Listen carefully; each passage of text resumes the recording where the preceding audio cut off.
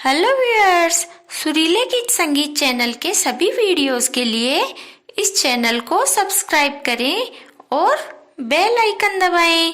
Thank you. स्वागत है आपका आपके अपने चैनल सुरीले गीत संगीत में। आज मैं आपको सद्गुरु श्री साईं बाबा की व्रत कथा सुना रही हूँ। साईं बाबा का व्रत किसी भी गुरुवार से शुरू किया जा सकता है। इसमें आप साईं बाबा की पूजा, कथा व आरती करके एक समय भोजन करें। इसमें आप फलाहार भी कर सकते हैं। साईं बाबा के अद्भुत चमत्कारों की अनेक कथाएं प्रचलित है। साईं बाबा का बसेरा एक टूटी फूटी मस्जिद थी, जिसे वे द्वारिका माई कहा करते थे। इससे उनका एक ही उपदेश था कि सब मिलजुल कर रहो। साईं बाबा शिरडी में नीम वृक्ष के नीचे 16 वर्ष की युवावस्था में भक्तों के कल्याण के लिए प्रकट हुए थे। उनमें अपने भक्तों के सपनों में प्रकट होने की अद्भुत शक्ति थी तथा वे अन्नपूर्णा सिद्धि थे। अब मैं आपको साईं बाबा के व्रत की विधि बता रही हूँ। यह व्रत बहुत चमत्कारी व्रत है। यह व्रत सभी स्त्री, पुरुष, यहाँ तक कि बच्चे भी रख सकते हैं। व्रत को शुरू करते समय 7, 9, 11 या 21 गुरुवार की मन्नत रखनी चाहिए। मन्नत लो उतने गुरुवार यह व्रत पूरे विधि विधान से करने से इच्छित फल की प्राप्ति होती है। यह व्रत किसी भी गुरुवार को बाबा की प्रतिमा या चित्र के सामने धूप अगरबत्ती करके भी शुरू किया जा सकता है। यदि किसी कारणवश आप व्रत नहीं कर सको, जैसे आपको किसी कार्य से बाहर जाना हो या कोई अन्य कारण हो, तो आप उस गुरुवार को गिनती में न लेते हुए अगले गुरुवार से व्रत जारी रखें। वह मन्नत माने हुए गुरुवार पूरे होने पर उद्यापन जरूर करें। साईं बाबा की पूजन विधि प्रारंभ करने से पूर्व हथेली के आकार का एक नया सफेद कपड़ा लेकर उसे हल्दी मिले हुए पानी में डुबोकर सुखा लेना चाहिए। उसके बाद पूर्व दिशा की ओर मुख करके या उत्तर दिशा की ओर मुख करके स्वच्छ आसन पर बैठें। वे एक साफ आसन बिछाकर उस पर साईं बाबा की मूर्ति या चित्र स्थापित करें। अब साईं बाबा को चंदन या कुमकुम का तिलक लगाकर चावल लगाएं, ताजे फूलों की माला या फूल चढ़ाएं, दीपक जलाएं और धूप अगरबत्ती भी लगाएं। इसके बाद पहले से तैयार हल्दी वाले सूखे पीले कपड़े में एक कोई भी सिक्का रखकर जिस कार्य सिद्धि के लिए आप व्रत रख रहे हैं, उस कार्य को निर्विघ्न पूरा होने के लिए साईं बाबा को सच्चे हृदय से प्रार्थना करते हुए उस सिक्के को कपड़े में लपेटकर उसकी गांठ बांध दें और साईं बाबा के चरणों में रख दें और साईं बाबा के फिर प्रसाद चढ़ा दें। यह सब सिर्फ प्रथम गुरुवार को मन्नत मानते समय ही करना चाहिए। बाद में प्रत्येक गुरुवार को केवल साईं बाबा की पूजा, कथा और आरती करनी चाहिए और साईं बाबा के प्रसाद चढ़ाना चाहिए। अब मैं आपको पहले साईं बाबा के व्रत की उद्यापन विधि बताती हूँ, फिर कथा सुनाऊंगी और कथा के बाद आरती करेंगे। व्रत की उद्यापन विधि में जितने गुरुवार की मन्नत मानी थी, वे पूरे होने पर आखिरी गुरुवार को साईं बाबा की पूजा करें, कथा करें और आरती करें और साईं बाबा के प्रसाद चढ़ाएं तथा अपनी इच्छा अनुसार गरीबों को भोजन कराना चाहिए और पशु पक्षियों को दाना चारा डालना चाहिए और पूजा के सिक्के को देव स्थान पर रख दें या बहते हुए जल में प्रवाहित कर दें। व्रत करने वाले को जो सुख, शांति और धन प्राप्त होगा और इच्छित मनोकामना पूर्ण होगी, उससे वह अपने स्नेही जनों को बताएं और साईं बाबा की महिमा का गुणगान करें तथा यथाशक्ति साईं बाबा की व्रत कथा की पुस्तकों पर साईं बाबा के चित्र पर तिलक लगाकर सबको भेंट दें। इस प्रकार व्रत रखने तथा उद्यापन करने से आपकी सभी मनोकामनाएं अवश्य पूरी होगी। बोलो जय साईं बाबा की। अब मैं आपको साईं बाबा की कथा सुनाती हूँ। साईं बाबा की व्रत कथा। एक समय की बात है, श्रीमती लीला देवी व उनके पति श्रीधर अहमदाबाद में प्रेम पूर्वक रहते थे। अचानक समय बदला और श्रीधर को व्यवसाय में बहुत घाटा हो गया। उसकी अच्छी भली चलती हुई दुकान पर ताले डल गए, जिसकी वजह से वह घर बैठ गया। खाली बैठे बैठे उसका व्यवहार चिड़चिड़ा हो गया। वह अक्सर लीला देवी को झिड़क दिया करता था। पड़ोसी भी उसके स्वभाव में आए परिवर्तन से खिन्न रहने लगे। लीला देवी बहुत धार्मिक प्रवृत्ति की महिला थी। वह जानती थी कि ईश्वर इस दुख की कोई राह जरूर निकालेंगे। एक रोज लीला देवी के द्वार पर एक अद्भुत तेजस्वी चेहरे वाले वृद्ध साधु आए और उससे उन्होंने भिक्षा में दाल चावल मांगा। लीला देवी ने तुरंत हाथ धोकर महाराज को दाल चावल दिए और उन्हें प्रणाम किया। महाराज ने खुश होकर उसे आशीर्वाद दिया। यह सुनकर लीला देवी उदास हो गई और लीला देवी ने अपनी सारी परेशानी बाबा को बताई। इस पर बाबा ने लीला देवी को साईं बाबा के व्रत की सारी महिमा बताई और लीला देवी के दुखों को दूर करने के लिए उन्होंने साईं बाबा के गुरुवार वाले व्रत करने की विधि समझाई। उन्होंने बताया कि अपने सामर्थ्य अनुसार 5, 7, 9, 11 या 21 गुरुवार तक साईं बाबा का व्रत करने, विधि से उद्यापन करने और गरीबों को भोजन कराने से उसकी मनोकामनाएं पूरी होगी। इस व्रत को करते समय झूठ, छल आदि बुरी आदतों का त्याग करना उचित रहता है। व्रत पूर्ण होने पर यथाशक्ति 7, 11, 21, 51 या 101 पुस्तकें कृतज्ञता स्वरूप दान करते हैं। श्री साईं के वचन है श्रद्धा और सबूरी। इन्हें ध्यान में रखकर व्रत रखें।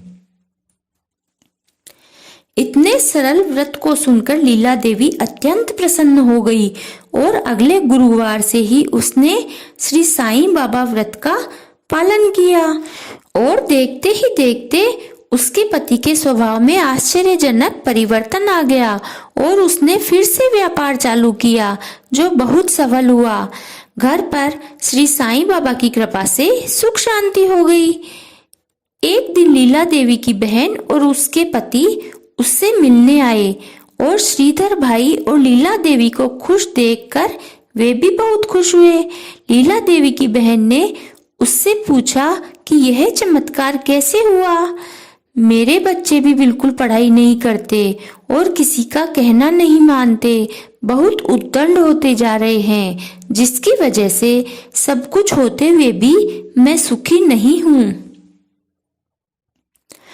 तब लीला देवी ने उसे साईं बाबा के गुरुवार व्रत की महिमा बताई। इस व्रत की महिमा सुन लीला देवी की बहन बहुत प्रसन्न हुई और उसने पूर्ण मनोयोग से, श्रद्धा और विश्वास से 9 गुरुवार तक यह व्रत किया और जिसका यह परिणाम हुआ कि उसके बच्चे मन लगाकर पढ़ते और हमेशा कक्षा में अव्वल आते। साथ ही साथ घर के छोटे मोटे काम में भी उनका हाथ बटाते। वह सभी लोगों को इस महान व्रत का प्रभाव बताने लगी और स्वयं भी इस व्रत का पालन करती रही। श्री साईं बाबा ने जैसी कृपा उन पर की वैसी सभी पर करें। जो पढ़े और सुने उसके भी सभी मनोरथ सिद्ध हो जाएं। ऐसी है श्री साईं बाबा की व्रत की महिमा। अब मैं आपको दूसरा अध्याय सुनाती हूँ। मुंबई शहर में एक दयालु व्यापारी रविंद्रनाथ जी रहते थे। शहर में उनकी कपड़े की 4 मिलें थी। सभी प्रकार की सुख समृद्धि थी। अचानक एक एक कर सभी मिल मजदूरों ने हड़ताल कर दी। सेठ जी का मन बहुत द्रवित हुआ। मामला गंभीर था। वह नेताओं के दबाव की वजह से मिलें शुरू होने के आसार भी नहीं लग रहे थे। ऐसे समय में सेठ जी का एक दूर का रिश्तेदार उनसे मिलने के लिए आया। बातों बातों में सेठ जी ने उसे अपनी समस्या बताई। उस रिश्तेदार ने निश्चित पूर्वक कहा कि घबराने की कोई बात नहीं है, सब कुछ ठीक हो जाएगा। उसने सेठ जी को गुरुवार वाला श्री साईं बाबा व्रत करने को कहा। उसने कहा, आप और सेठानी दोनों एक साथ यह व्रत रखें, बाबा की कृपा से सब मंगल होगा। सेठ सेठानी ने विधि पूर्वक गुरुवार का व्रत आरंभ किया और व्रत आरंभ करने के 2 सप्ताह के भीतर ही सभी मिलें पुनः चालू हो गई। साईं बाबा की कृपा से कर्ज में डूबे रविंद्रनाथ जी को 1 वर्ष में ही पर्याप्त लाभ हो गया।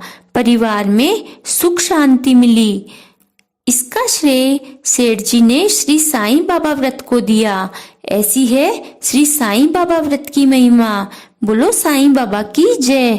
अब मैं आपको 3रा अध्याय कुसुम बहन की बेटी सुनीता वैसे तो बहुत गुणवान थी, परंतु श्याम वर्ण थी। ऊपर से कुसुम बहन के पति की आर्थिक स्थिति भी साधारण थी।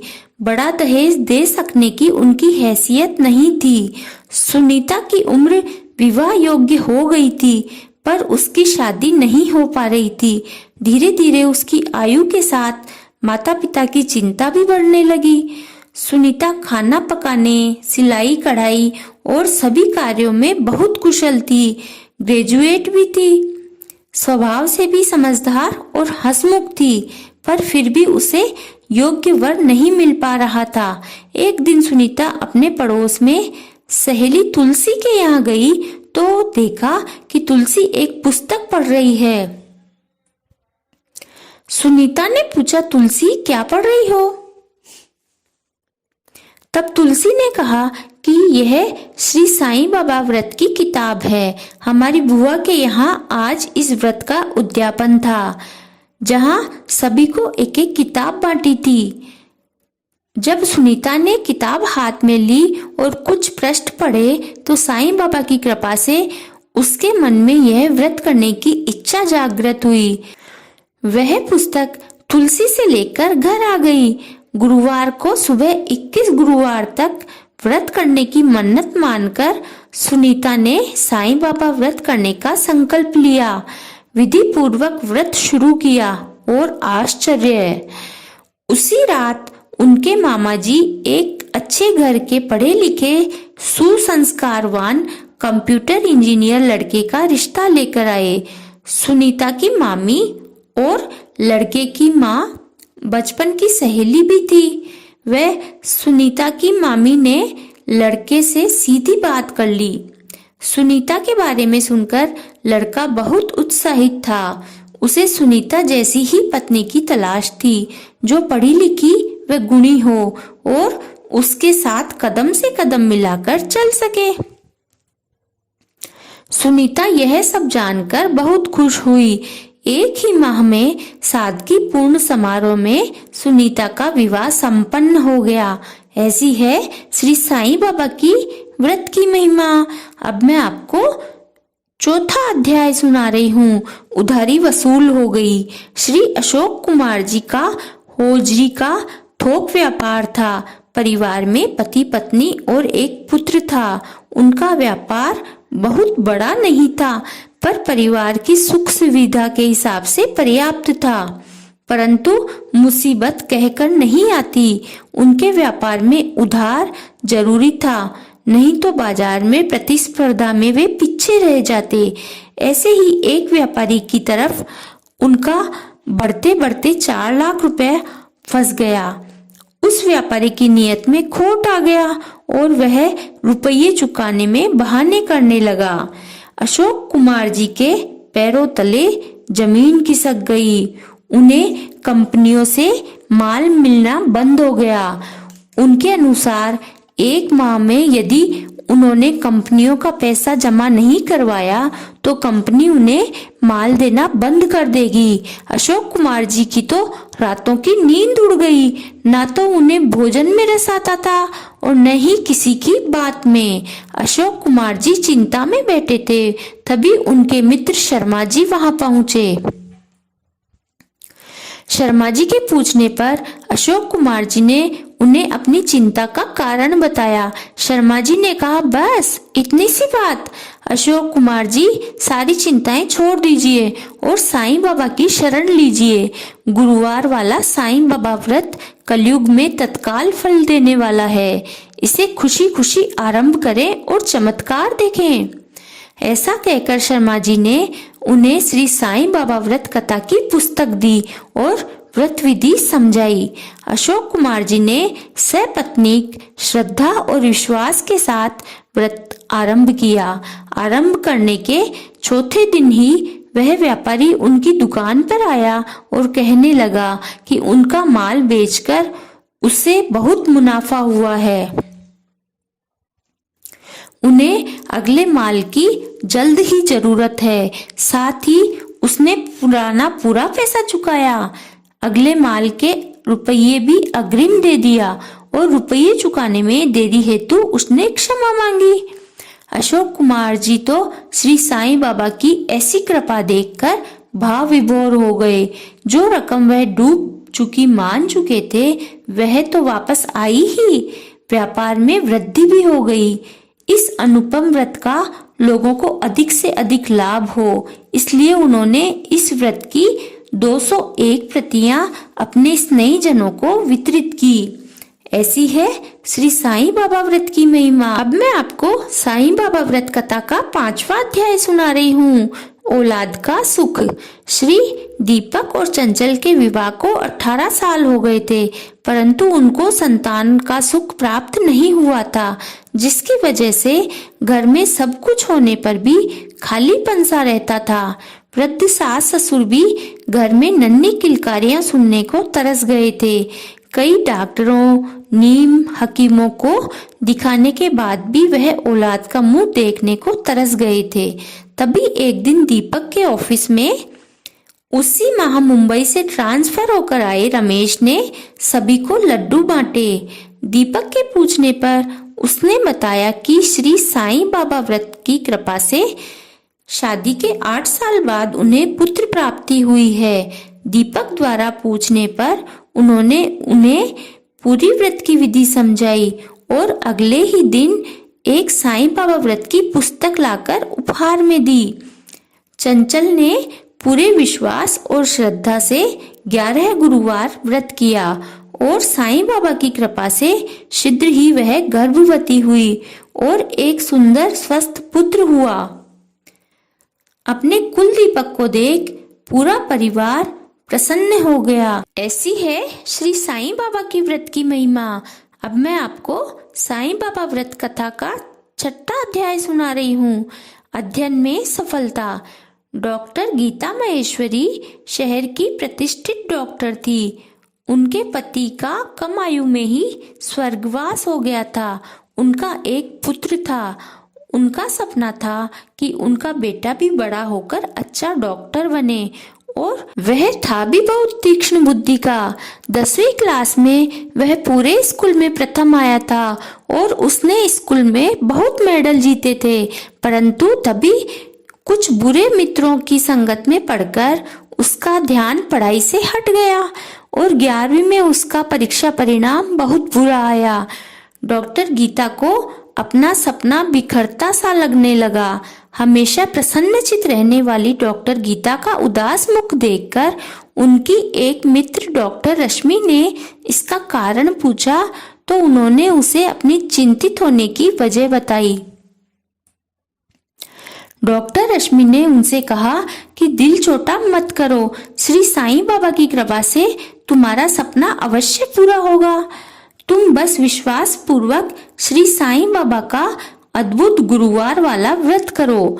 डॉक्टर रश्मि द्वारा व्रत की विधि समझकर डॉक्टर गीता ने उसी सप्ताह से श्री साईं बाबा व्रत का पालन शुरू किया और माने गए गुरुवार व्रत करके आखिरी गुरुवार को उद्यापन कर गरीबों को भोजन कराया और स्वजनों को 101 पुस्तकें श्री साईं बाबा व्रत कथा की उपहार में दी। और साईं बाबा की ऐसी कृपा हुई कि उनके बेटे को सुमति आ गई और उसने उन बुरे मित्रों की संगत छोड़ दी और जी जान से पढ़ाई में जुट गया और उस वर्ष पीएमटी की परीक्षा में पूरे प्रदेश में योग्यता सूची में प्रथम स्थान पाया और सबसे अच्छे कॉलेज में उसे प्रवेश मिला। डॉक्टर गीता आज भी उसकी सफलता के लिए श्री साईं बाबा व्रत का उल्लेख करना नहीं भूलती। ऐसी है श्री साईं बाबा व्रत की महिमा। अब मैं आपको साईं बाबा जी की आरती सुनाती हूँ। आरती श्री साईं बाबा की। आरती श्री साईं गुरुवर की, परमानंद सदा सुरवर की, जाकी कृपा विपुल सुखकारी, दुख शोक संकट भय हारी, शिरडी में अवतार रचाया, चमत्कार से तत्व दिखाया। आरती श्री साईं गुरुवर की, परमानंद सदा सुरवर की। कितने भक्त शरण में आए, वे सुख शांति निरंतर पाए। भाव धरे जो मन में जैसा, पावत अनुभव वो ही वैसा। आरती श्री साईं गुरुवर की, परमानंद सदा सुरवर की। गुरु की उदी लगावे तन को, समाधान लाभत उस मन को। साईं नाम सदा जो गावे, सो फल जग में शाश्वत पाए। आरती श्री साईं गुरुवर की, परमानंद सदा सुरवर की। गुरु बासर करी पूजा सेवा, उस पर कृपा करत गुरुदेवा। राम कृष्ण हनुमान रूप में, दे दर्शन जानत जो मन में।